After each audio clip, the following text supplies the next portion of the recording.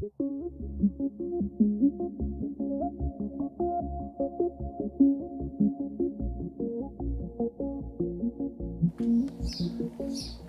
morning, afternoon, or evening. This is your painter in residence, M. Francis McCarthy. And this is part 2 of Mastering Skies. Actually, pretty soon part 1's going out. I'm not there with you on the premiere, but I'm with you in spirit. We're doing this, we're doing this here today because this is the time we've got to do it. We've got our brush, we can point. Okay? So, we're going to be talking about composition and mastery today. Here's our opening. Welcome back. Building on the foundation. In part 1, we covered the technical foundation for painting skies. Building a complex premixed palette. The secret, warm and cool grays. I was just doing it yesterday. And in the master's area, I like that. The members area. Studio Pass, you can hear me burble on about that endlessly, but it really is the key. And I've got to move on because there's quite a lot of ground we need to cover today. And I know you have limited patience. Yeah, mastering the cloud edges, we talked about it. Yeah, it's going to take practice though, no question. Today's focus, we're taking it further now that you have the technical tools. We're going to explore the artistic decisions that make skies truly powerful, and they are. They are my favorite thing to paint, hands down. And they will be for you too, if you just implement a few of these tips and tricks, okay? Here's our main message. We're going to cover atmospheric perspective today, compositional strategies, and working with reference images. And that would have been good to do first, assistant, but that's all right. And solving common problems. Main message, the sky as emotional command center. It really is. It's the place in your painting where you can really pack in emotion. Yeah, you can do it with the trees, the overall tone of the landscape, but it's the sky is the place where you can really interject a lot of mood and emotion. Yeah, and I love it. So, number 1, we're being tracked. We're being followed by the focus. That's good. Core concept. The sky changes from top to bottom. Yeah, most people kind of know that, but you can really use that as another like say you've got a kind of a plain sky. You can do a lot just with the blues in that transition from deep, almost indigo blue at the top to pale, yellowish haze at the bottom, all in one sky. It's great. Yeah. The sky becomes lighter as it progresses from the top of our field of vision to the horizon. I like the word apex. It sounds professional. Or zenith. How about that? This effect is almost always something you want to enhance in landscape painting because the sky is your big opportunity to make your painting special. Yeah. I rely on yellow ochre a lot. That's one of the main reasons on my palette because yellow ochre is one of those yellows that you can bring into the sky. Yes, it has greenish tendencies, but they're pretty well ameliorated by the white. So when you have a yellow ochre, blue, white mix, it really does get that sky feel. Yeah, yellow ochre is powerful for that. And if for no other reason, it's good for grasses too. This is not a talk about yellow ochre. Moving on. Whatever my blue mixture is plus white, either using the regular titanium or the titanium buff. Yellow ochre is always a big factor as we are moving down into that lower bit of the sky, and it's great because it kind of creates it's like, okay, now we're getting towards the horizon sort of feeling. Yeah. Clouds and perspective. Many books explain how clouds get, and you notice it too, right? The clouds get skinnier and flatter as they move towards the horizon.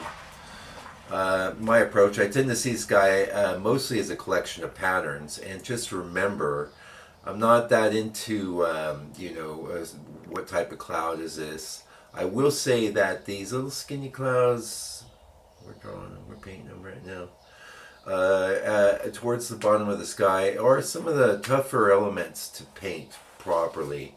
My number one advice there is keep it fairly simple. You know you want long, flat shapes, but don't have them too skinny or too many of them. Watch out for too much regularity, say between the shapes and the spaces between them. On a lot of my live videos, you hear me call that the 1, 2, 3. Yeah, we don't need it. Okay. Yeah, oh, and we talked about this in the last one, but we're going to be coming in again. Many times in your reference, the dark clouds in the reference will seem super dark, and this is because cameras have a tendency of grabbing onto things, you know. You just want to remember it doesn't always matter what's happening in the reference. You don't want any cloud in your sky to be overly dark. You do want it to be dark, especially if it's a stormy sky you're painting, but definitely not darker than anything going on with the vertical aspects of the landscape, okay? The darker aspects of the vertical landscape. Sorry, I'm gonna be some sniffles. I guess there's some pollen going around. It's still spring here. Yeah, spring. Yay! You're getting colder. I'm getting warmer. Compositional strategies. One of the great things about skies is that you can use them to accentuate the compositional elements in your painting. So you see me do lots of underpaintings, and that's almost always the structure of the landscape. Sometimes, for me, it's gravy to come in and put in some cloud forms there, but at the point in the underpainting stage, it's not, it needs a sky. The thing you want to keep in mind is that whatever compositional structure you've worked out with the landscape, that it needs to be complemented and enhanced by the sky forms. You need to have, just dial in and be thinking, develop an awareness of this, because you can conflict with the landforms if you're not careful, especially say if you're getting into some really dark clouds. Moving on. Yeah, always be aware of where the lines and shapes in your clouds are moving the eye, because they are powerful. And even more so, the less clouds you have in the sky, then the more space there is with objects, the more attention any object will attract. That's some sort of rule of physics. My preference, I prefer to keep strong horizontal cloud forms from running directly into my tree forms. Now, this is great because I've talked about this in some of the 15-minute videos. This is in all the live videos. Maybe we should. These paintings have all been liquid. Let's grab a painting. I don't really like to move from my spot because that's when I lose the focus. Just going to make extra sure I'm still in focus. Yes. Yes. Alright, let's look at this painting. This is on the channel right now. Alright, so here I have light forms coming out from the trees, but it's very important that you don't have a dark form coming into the trees. I've been sensitive to that forever, okay? Yes, it's my sensitivity, and now you've caught the disease. How about that? Isn't that great? Let's have a little coffee. Yeah, keep the strong horizontal cloud forms from running directly into your trees. Just do it. Just remember it.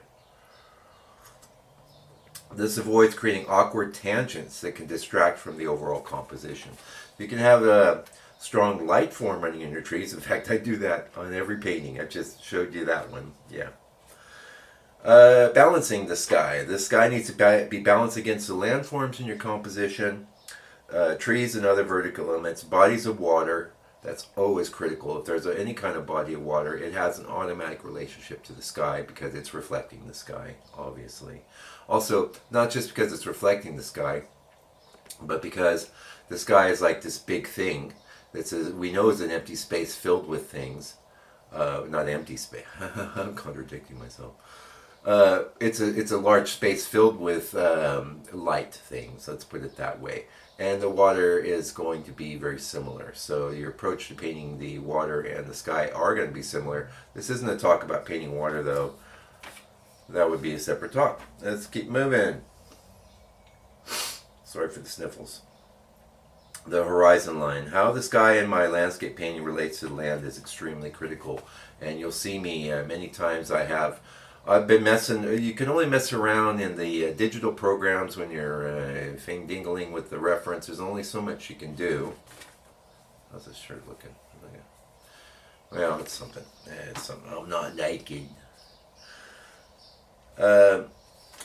Quite often, though, once I start painting the sky and working it out with the land, you'll see me raise or lower the horizon. It's extremely critical. And here's an extra tip. I bet it's not in there, because this is something I've kind of been into lately. I used to be really kind of into, you know how the sky can get very bright up against the horizon. These days I tend to back off of that. I like things somewhat light as the sky is hitting the horizon, but light but fairly neutral. If I'm going to have something bright in the sky, I won't have it right up against the horizon.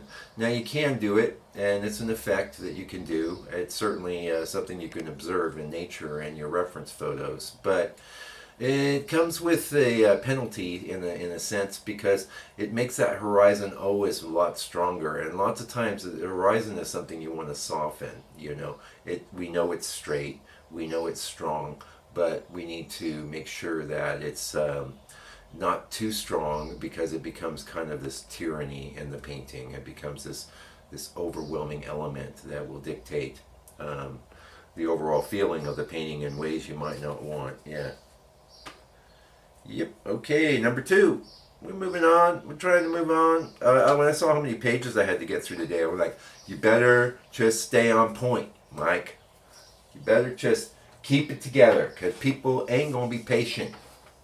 Maybe you will be. I hope you are. I hope you're enjoying this. This is a lot of good information.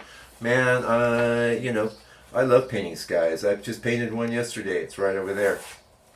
That'll be coming up. That'll be coming up on the old Substack and the channel. Join my Substack. Let me have your email. I will always respect your email. But what I like about Substack is that it lets you know when I'm doing stuff, lets you know when I'm teaching here. And you can, look at that email that week, or you can say, oh, I'm busy. I don't really care. But at least you know. And a lot of times you might not know in YouTube. Okay? Alright. So number 2, core concept. Color works on emotion. Yeah, color is like your number one way of creating emotion in your painting. But also the value structure. I'm not going to go off into that tangent, because one of my particular theories is that tonal harmony in a painting is predominantly conveyed through the value structure. But we're talking about color. Color is going to be the thing that really punches things up. It really gets the feelings dialed in. And color is a way for you to play directly on people's feelings, okay? And as an artist, that's what you want to do.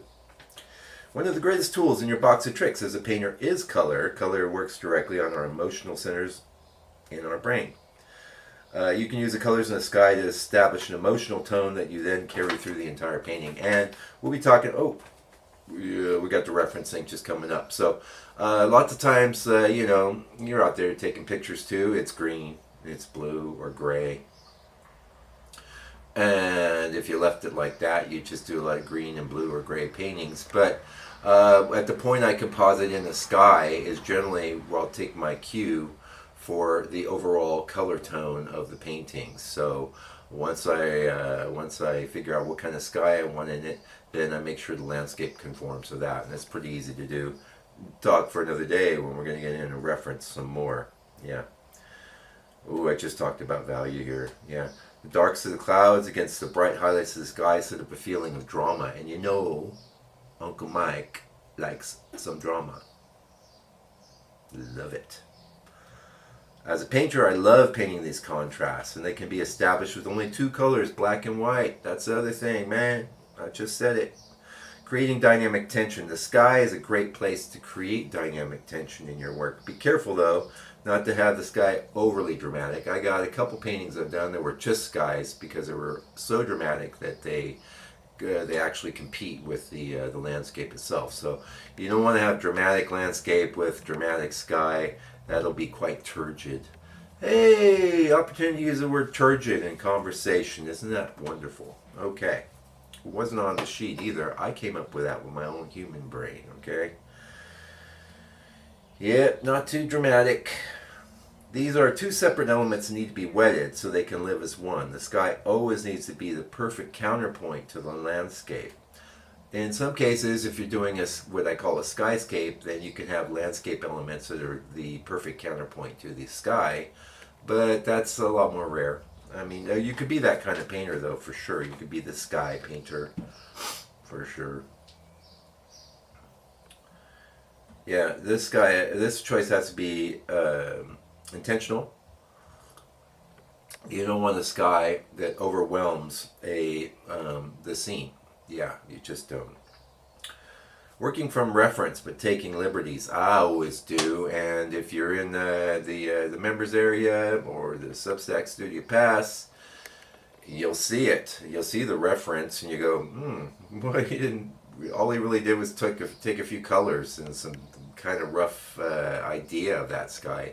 And for this reason, I will constantly use the same skies composited in my reference, because I know they're going to feed my mind, and I'm going to express myself on the board. And that's what the purpose of the reference is. We're going to go off into a big detour about reference, but change everything and anything from the reference when you're in the painting if you have a better idea. And if you don't, well, maybe you could stick to the reference a bit until you start getting your, kind of like training wheels, eh? You know, you ride around on your bike with the training wheels, and then one day mom says, we're taking them off. And you know, I'm going to fall. I don't want to fall. Okay. Dynamic tension. We talked about that. Yeah, when painting clowns, I have some sort of reference image. Now, you might be, but I don't like computers, Mike. I mean, all I can do is manage to watch you on my phone, bro. I'm not going to be messing around. Okay, in a case like that, you've got your reference image with your landscape elements. Just have another reference image handy with the sky, and then work it out together. That's what the guys in the old days, they had little sketches or made little color sketches and things, and they would bring things together that way. So you don't have to have digital skills, although I would recommend it.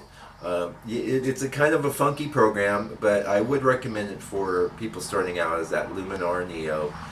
It's funky, but it has one thing you can do, and that's composite skies into your photos. And I think that's extremely valuable, because you'll see it'll put you in a creative space right away with that reference, and that's where you want to be. You want to be in a creative space, creating stuff. That's what I like to do. Okay. Yeah, here, let's talk about pictures of skies that are boring. Now, I hear people creeping.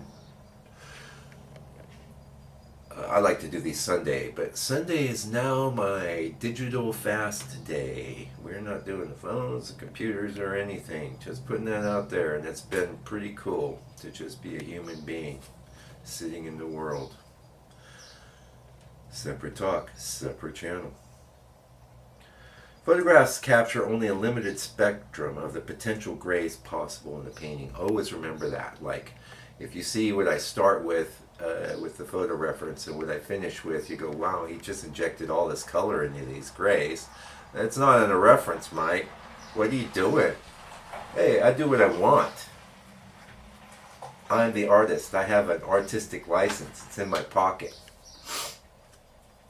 Sky swapping.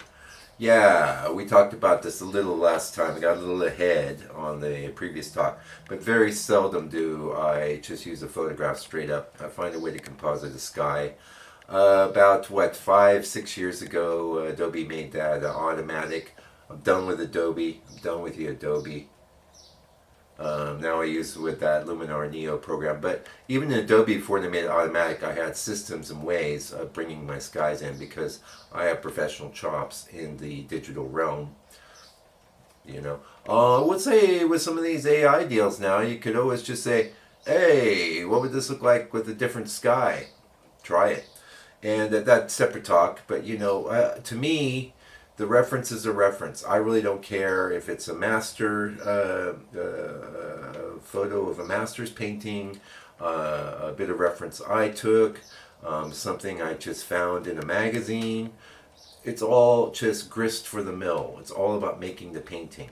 Don't worry too much about what goes in that, because as your painting moves through the world, moves through the reality matrix, everyone's just going to interact with it as a painting. They don't care what stimulated the painting. You do, and you and I do. We're in the back room planning here, okay? Sorry for the sniffles. There's a link below this video for a book about how to paint tonalist landscapes. Go to my site and order one now. I'll ship it to you. Then you'll know how to paint tonalist landscapes. It used to take me a lot of time to process and put in skies. Now it's a couple clicks of a button. But collect skies that you think are interesting, either on your phone or in your computer. And so you have a nice little backlog of things. Or clip them out of magazines. That's valid too. You know, there's still some magazines out there, right? In fact, you could even go to the, it's a little tough here in New Zealand, but in the States where you have a lot more people and resources and things that have had going on in the past, you can go and just buy old books and magazines and clip things out. That's what we used to do when I was an illustrator prior to the digital era. It was called the morgue. Okay, we covered sky swapping. Let's talk about my favorite times of day to paint. You know, I just showed you my painting there. It's late afternoon, moving into sunset, twilight. That's or early morning. Frankly, as long as there's color in the sky, I might decide. Usually, this is how I'll decide whether a sky is morning or evening. If it's more golden, more darkish, I'll call that twilight or sunset. If it's more bluish, pinkish, hazy, I'll call that morning or dawn, right? Yeah. Okay, yeah, twilight, sunset, and dawn. These times of days provide opportunities to incorporate colors rarely seen at other times, and that's the juicy bit. That's what I like. Pinks, lavenders, orange, and deep purples. This is really where you can inject a variety of colors in the sky, and it's a great opportunity to do so. And I'm addicted. I'm addicted to doing that. I can't stop. I can't. In fact, to the point where even if I'm doing it's middle of the day painting, I'll find ways to get some pink in there, into the or a little alizarin crimson into some of those clouds, or some lavender tones. Right? You don't have to play it straight up unless that's your style. I'm the straight up painter. I don't change anything.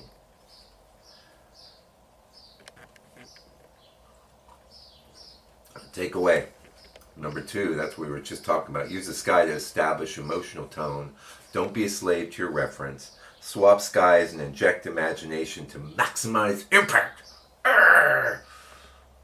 The sky you choose sets the emotional temperature for the entire painting. Okay. 3.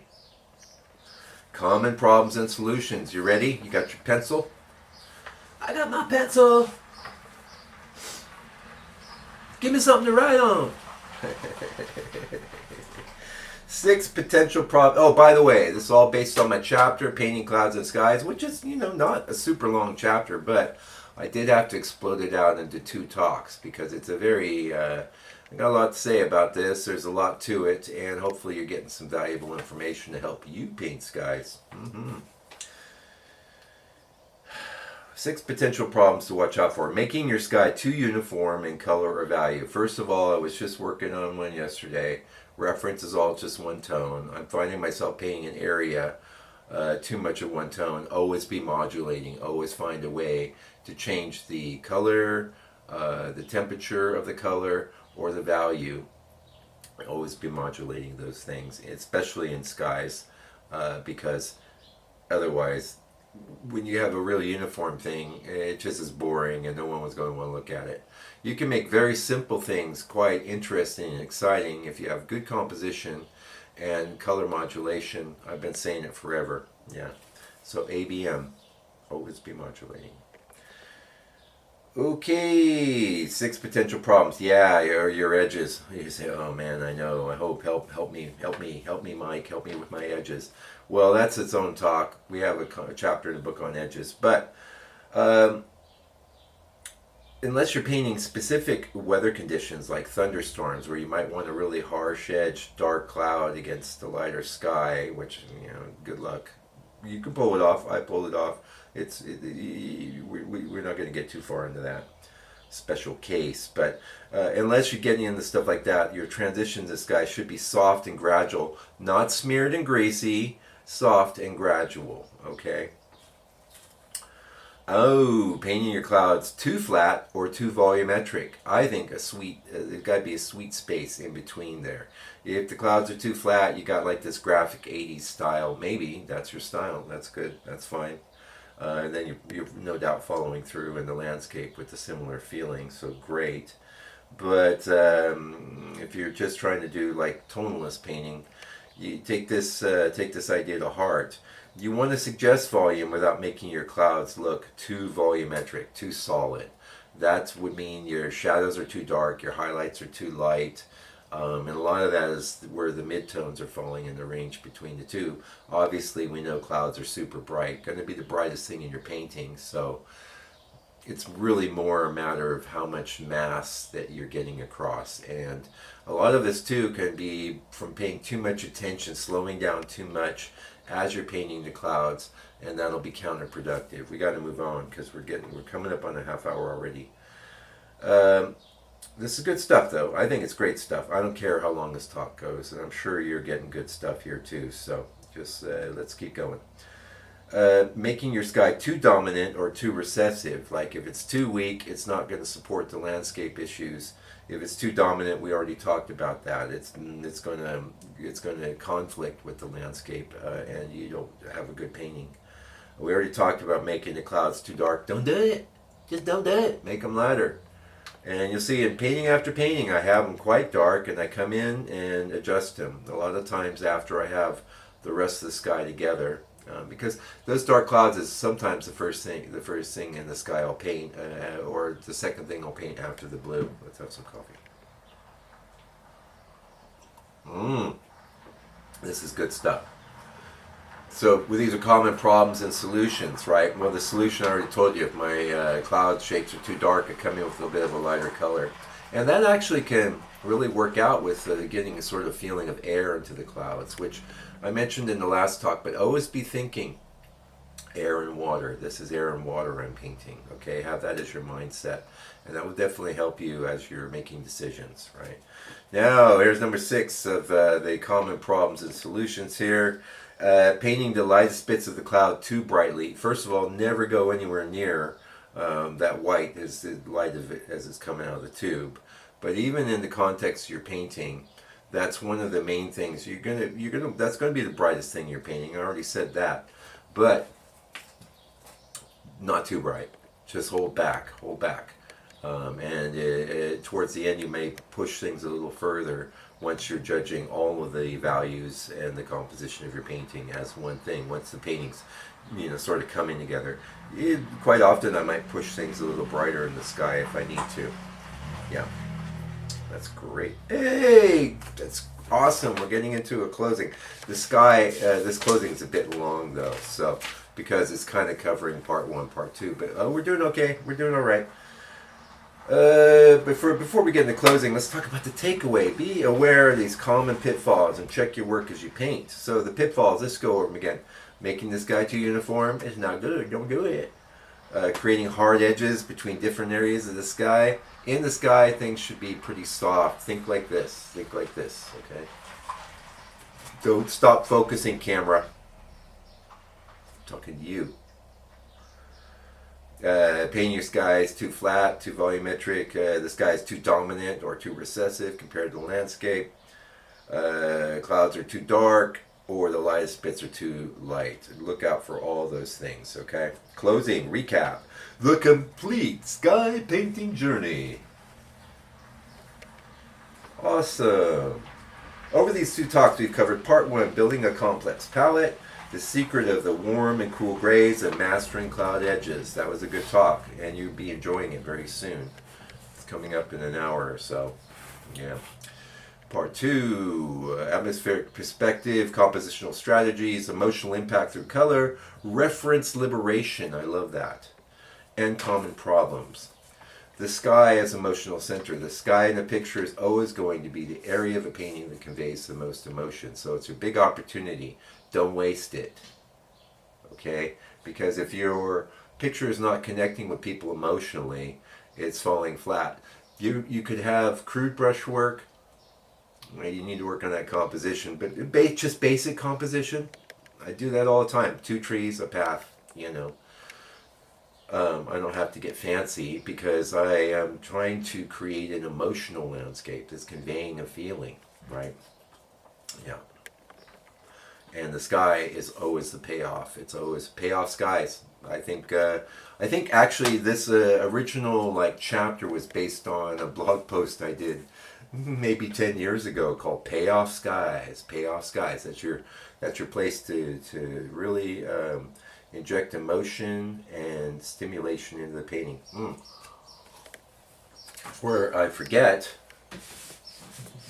we talk about that in my book. It's my book. It's my book. Look, it's real. It's in the real world. Books in the real world are where it's at. I'm working on a new set of books, but this book has got everything you really want, everything you need. A lot of these points are covered in there. Of course, we're going into greater depth, but it's an excellent tool for you, and you can buy it from me, from my site. That's the only place you can get it. Check it out. $65 US, international shipping, and customs. Customs is included, although there's no customs on books. Thank goodness. Oh, I want to mention too, before I forget, I have had people ask me, do you have any paintings for sale?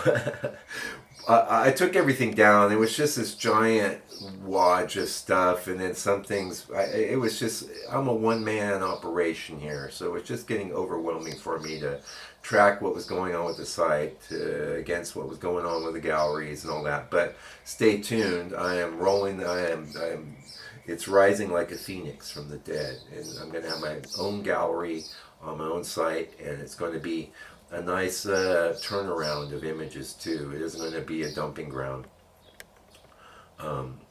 because I love to paint. I make a lot of paintings, as you know, and they're beautiful, and I want to get them into your hands if you're interested. Okay? All right, good. That's all I'm going to say. We'll be talking about that more, though. Be talking about that. I've got announcements coming up too. I'm not going to get into them today. Because you probably catches some intimation in the live areas, but things are going to be changing a little bit. All for the positive, though. I'm not going anywhere. Yeah, skies is my favorite. The tonalist approach. The Hudson River School certainly maximized the impact of skies in painting, as did the Dutch school and painters like Constable. Yeah, I mean, it's a huge opportunity to really do something cool. For me, the tonalists are the ones that hit out of the ballpark in a lot of ways because they were so masterful at integrating the sky with the landscape to create tonal unity, okay? I'm not saying the Hudson River guys didn't do that. The Dutch guys certainly did do that. But the Dutch thing is tonal, no question. Different talk. Okay. See, I'm keeping myself on the straight and narrow because we're at 33 minutes, yeah. Unlike the Hudson River School, where you might have the most amazing sky partnered with a giant vista, the tonalist approach offers something distinctly different. Tonalist scenes are more intimate and reflective, right? They invite personal contemplation rather than awe. That's a big difference between those two. It's another talk, but it definitely plays out in the skies, and that's what we're talking about today. Even when tonalists work to physically large, as with some of George Inness's masterpieces, they maintain this quality of intimacy. So I like my skies to feel intimate and integrated. Intimate and integrated. Ines and color harmony. Speaking of Ines, I believe he, like myself, often derived his overall color harmony from the skies that inspired him. And we talked about that a little earlier. Get that sky and use that as the color tones that you're bringing into the rest of the landscape. Because as we know, trees are green. Yeah, there's a zillion different greens, different talk. Actually, it is a different chapter in the book. Whole chapter on greens, really. Yeah. And trees. Yeah. And we're going to keep doing it. We're going to keep going. We're going to keep building this up. The Easel Talks are cool. I enjoy them. They're not overly exhausting for me. I love talking to you. I love teaching. And I hope you're getting value. Okay. Yeah, unified poetic atmosphere. Unified poetic atmosphere is what you want in your skies. Strong final thought. Here we go. Painting skies is a skill that develops with practice and patience. And I was talking in the last video. Where I did think, yeah, I kept it board. You can paint a sky on that. You can get a bunch of these. You can paint a sky on that. Just paint a sky on it. That's 8 by 10. Or you can get a sketchbook. Put some house paint down on it. Just practice painting your skies. Practice painting your skies, because if you get good at skies, you can have very simple things going on with the landscape and people will still love your work, okay? So it's worth it. It's actually totally handleable, totally doable for you to get mastery at painting skies if you practice a bit. Yeah. Don't be afraid to experiment with different brushes, colors, and techniques, and that's one of the reasons why I think, you know, it's very human to want to always hit one out of the park, you know. But that comes with practice, and incorporate practice as part of your practice, and you'll get stronger, you'll get better, and that's what we want. Yeah, because pursuing mastery in painting is a wonderful, wonderful thing. There's nothing better. Well, maybe, okay, like, I was never one of these guys, you know, I moved out, I moved in with some guys, they would spend evenings and weekends working on their cars. That ain't me. I'll practice my drawing and stuff. You know, that's what my buzz is. And that's probably your buzz too, since you're here watching me and you've got 36 minutes in. Okay. Okay, I hope I've given you some practical tools and deeper insights for approaching skies in your own work. It's open for questions. Now, I don't get a lot of questions. But that's okay. Do you have any? If you do, put them in the comments there. And if you enjoyed this video, please give it a like. We know, come on, man, this is on the YouTube. It's on the Substack. Hopefully you're checking me out on the Substack. Because the reason for developing, you might go, why are you bothering with the Substack, yo? Because you already got it on YouTube. Yeah, but I'm sure you've noticed, YouTube is turning into this, I just noticed the change in the ads. My goodness, you know, it used to be ads for this weird thing or that odd thing. Now it's ads for refrigerators, you know what I mean? It's the new TV. So, and I'm gonna probably always be on YouTube, but I have to build up other platforms that are more creator centric. Yeah, and not dissing YouTube, it's wonderful, and I'm gonna stay here. But you can help people find this video, and then they can move on over to my Substack, and then do both if you want. I don't care. Or go to my website, landscapepainter.co.nz. I'm going to be making lots of cool changes there. Or check out my book. Landscape Painting the Tonalist Way. Hey, hey, hey. That's a goodie. And the new book's called The Transcendental Landscape. 4 volumes it's going to be. But it's going to be available as an EPUB. It's just text only, essays, just me. You know, this information is in there in a more condensed form, I will say, than our 40-minute talks here. But it's going to be a great resource because it's kind of designed that you could just dive into a chapter, read it without. It's respecting the modern audience, is what I'm trying to say. It's just the information you actually need in a condensed, not overly condensed, but just what you need, no more, no less, on each particular faucet of painting, every faucet of painting that I could actually think of. Yeah. And then when that's done, we'll be doing another different kind of book. But this book is like the magnum opus of the teaching that I'm working on, and I am working on it, and it will be out next year. So stay tuned for that. And that's another good reason to be on the Substack, because announcements will be going out there. Probably be throwing chapters out at some point as things start firming up. And yeah, great. Thank you for. Where's my? Oh no! Oh no! How am I gonna? Oh yeah. Thanks for joining me today. I really appreciate you, and I love teaching. And hopefully, if you got some value, throw me the like.